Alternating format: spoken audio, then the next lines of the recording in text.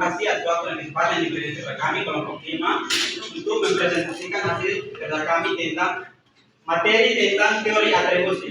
Jadi itu kami akan memperkenalkan nama kami, kasih diri ke moderator, Edia Ketuna. Saya Aruli Ben. Saya Dela Brakko. Saya Dinias Bandung. Saya Dira Kaja. Saya Princess Silvano. Saya Melia Denny. Sofiana Borlai dan Izo. Sehingga perkenalkan sih dari kami. Waktu saya berikan kepada materi pertama. Baik, saya akan membawakan materi yang pertama tentang hakikat teori atribusi. Baik, teman-teman, dalam memahami hakikat teori atribusi, penting juga untuk kita memahami bahwa teori ini hanya mengajukan pada upaya individu untuk menjelaskan sebab-sebab dibalik dari perilaku individu untuk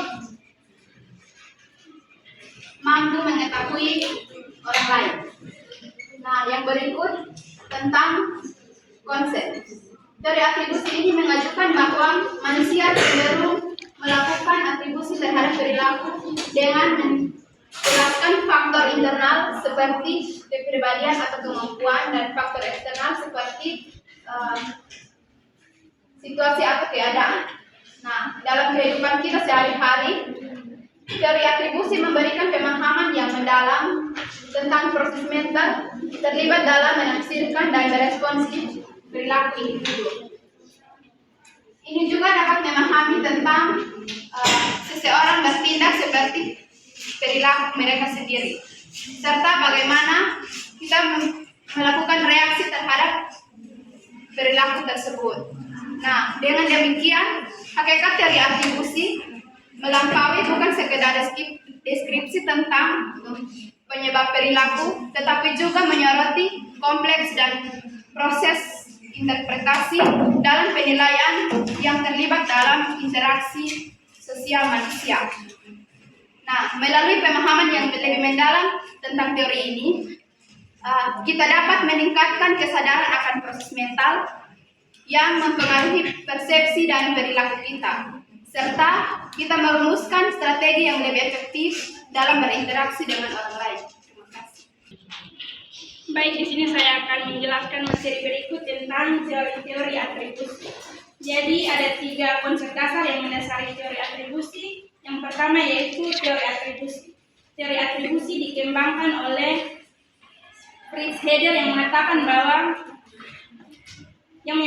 individu cenderung mencari penyebab di balik perilaku mereka sendiri dan juga orang lain. Teori membedakan antara atribusi internal dan atribusi eksternal. Atribusi internal seperti kemampuan, motivasi, dan juga kepribadian. Sedangkan teori eksternal seperti keadaan atau situasi dalam lingkungan. Yang kedua, teori kovariansi. Teori kovariansi dikembangkan oleh Harold Cayley yang menekankan bahwa pentingnya pola kovariansi untuk perilaku dalam individu kovariansi. Dan teori kovariansi didasari melalui 3 dimensi yaitu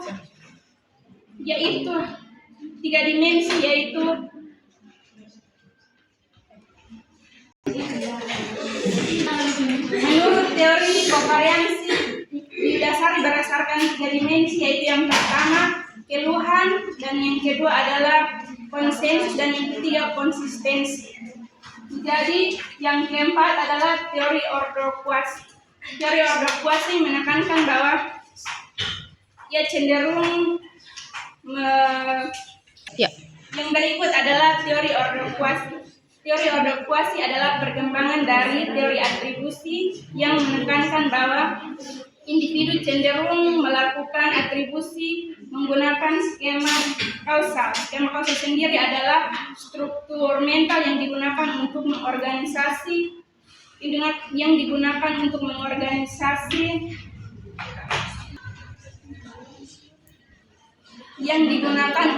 mengorganisasikan informasi sebab akibat dari perilaku individu.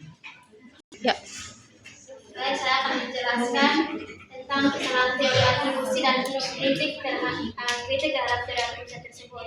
Seperti yang telah dijelaskan oleh materi 2 bahwa ada beberapa teori atribusi, maka dalam teori-teori atribusi tersebut memiliki kesalahan dan kritiknya masing-masing.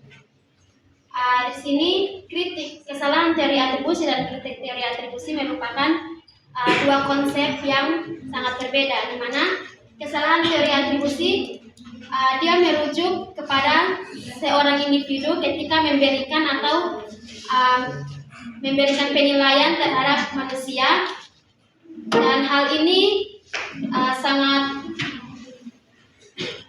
sangat objektif atau dia tidak secara akurat begitu. Contohnya ketika saya sebagai observer atau saya sebagai pengamat, saya akan memberikan penilaian terhadap seseorang dan saya akan menjelaskan motif dari perilaku tersebut yang dilakukan oleh seseorang tersebut.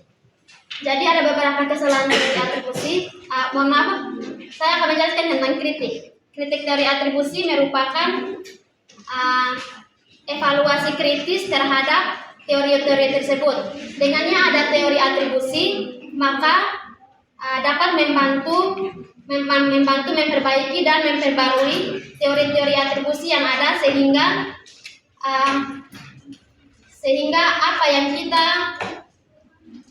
kita pikirkan tentang seseorang itu lebih jelas dan akurat.